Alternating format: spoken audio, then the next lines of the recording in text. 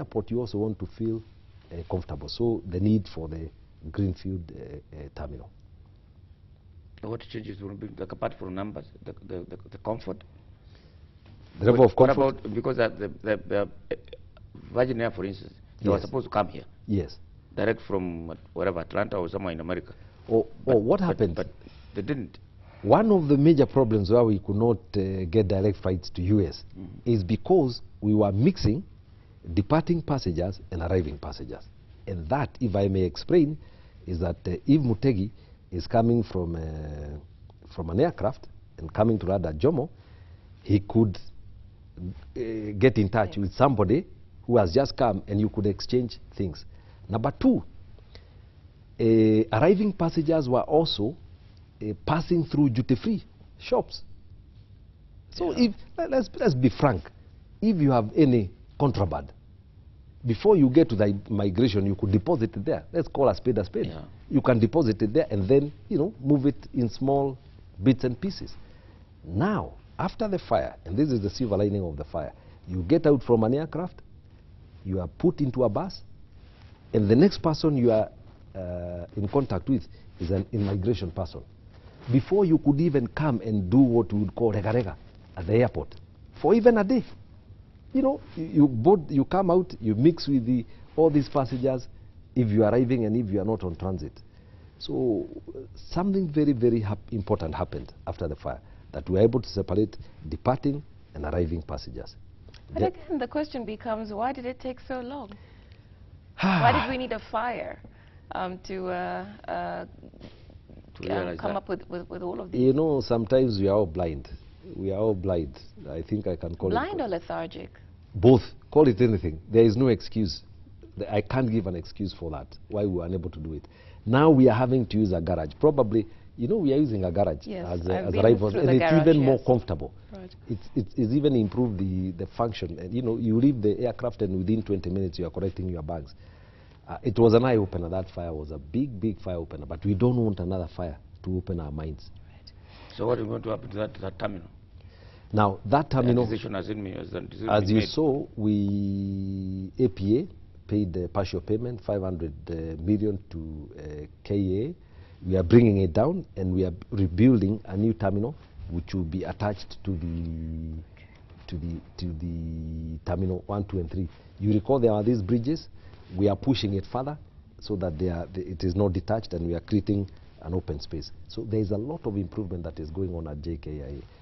We opened Terminal 4, the 2.5 million passenger terminal, before the end of this year, partial opening, and by April we are going to have a temporary arrivals terminal. So by April we'll have a capacity of 7.5 million passengers, up from 2.5.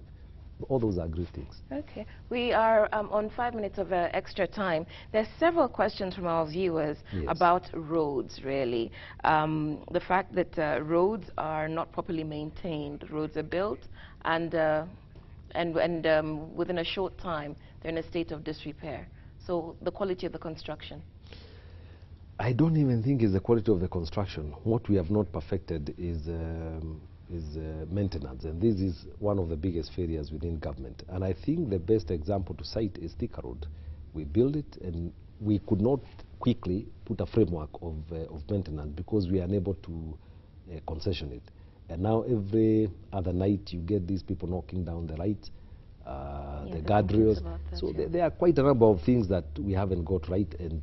But for me, what I say is continuous improvement. Improve the standards of construction, and then build on improving maintenance. That has also been a big failure on the part of government. Okay. Me being part of it. When your peers, they built the Bagazi Road with concrete. With concrete, yes. As an example of the long-lasting road. But it has not been elsewhere. Replicated. Yes. The cost, very expensive. Very, very expensive. The technology also is not with many contractors here. We had hoped that we would have replicated that. It's like wanting to live in Lavington the first day, but you don't have the means. So you start living somewhere, you sell that house until you get there. It's a bit difficult. With the money that we have, if we started building concrete roads, then we would build fewer and long-lasting. Eventually we would get there. But I think the mood is that people want roads fast, and then you can start telling them of very high quality roads. There are some people who brought some technology from South Africa. That's your final to question. do T roads. Yes. So a kind of soil. Some Yes. technology using soil. Stabilizers. Yeah, then what, they never succeeded. You see, one of the biggest problems in Kenya is all these people want super profits.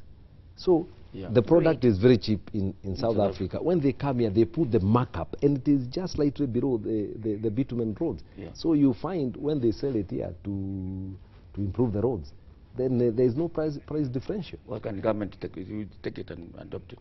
If it's good. Well, that's a good question. That's something that we can pursue. Okay. We're ending the program now. Mutegi, informative discussion here we've had with the Cabinet Secretary. What do you think, from what we've heard, his plans portend for Kenya's, particularly the roads? When I read those reports in the Standard last week or 2 weeks before, I thought they're completely going to change our road system and even our habits. Because if these things are enforced, which is my fear, if it's enforced without corruption, we are going to be like any other country in the world. But how are you going to do it? These are very good ideas on paper. Enforcement. Okay, so hopeful. Sir, your final thoughts, given that there are lots of questions and the balance of our questions are coming in about road safety and corruption, particularly at the way bridges, Mariakani, which you said you had tackled. Your final comments. I think this is a Jubilee year, and I think as Kenyans, we really have to decide that whether we are going to continue the way we've been for the last 50 years. And yesterday, President Kenyatta said, let's not put ourselves down too much. There's a lot that we have done, but we must look forward, and we must say, this is where we have failed. We acknowledge our mistakes, and moving forward, we change. Kibaki, former President Kibaki or Kenyatta? Kenyatta, yes, President Kenyatta, when he was opening when he was groundbreaking. And I think that is the mood. That is the mood. That is my feeling. That this is what we've not gotten right. Let's move it. As long as there is continuous improvement in our infrastructure, in the way we think, in our behavior as a country, for me, that to me is a plus. And you said that people can report instances of corruption to you. What number should they use? Well, you have a hotline? Yes, but not immediately. Not immediately. Okay, we will find a way of sharing it to our viewers. And also we are on Twitter. You're on Twitter. Yeah, on Twitter. I think the hashtag, the handle is @transport. @transport. KE. KE. Yeah. Yes. You are also on Twitter, but you are closed. What happened is somebody actually started an account in my name, and I got very scared.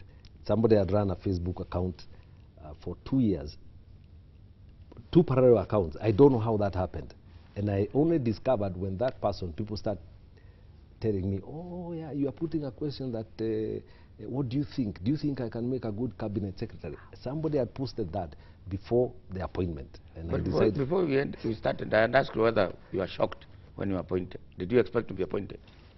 I think the shock was for the president and the deputy president to interview me, and I did not know. I just walked, I was given tea at State House, they told me it is about roads, and then I ended up before them. Sitting for a job interview? Sitting for a job interview, and then 45 minutes. I was rescued by Isaiah Kabila when he said the journalists were getting a bit impatient. 45 minutes. It was not comfortable. Well, we congratulate you on your appointment. And we thank you for your time here on Cheche with us. And that's where we end the program. The Cabinet Secretary for Transport and Infrastructure, Engineer Michael Kamau, has been our guest today.